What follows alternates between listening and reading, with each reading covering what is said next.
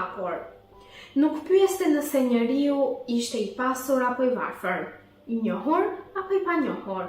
Për të vlera e njeriut ishte në sinqeritetin e zemrës dhe në etjen për të vërtetën. Çdo njeri që afrohej pranë tij, largohej me diçka të vlefshme në shpirtin e vet.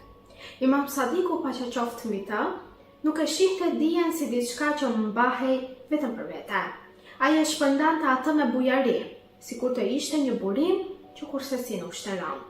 Në kuvendet e tij mësohej feja, por mësoi njëkohësisht dhe morali, sjellja me prindërit, respekti ndaj fëmijëve, drejtësia në tregti, durimi në sprova dhe mbi të gjitha këto pastërtia e zemrës. Ai mësonte njerëzit se njeriu nuk bëhet i madh vetëm me njohuri, por kur ajo dije shndrohet edhe në vepra të mirë.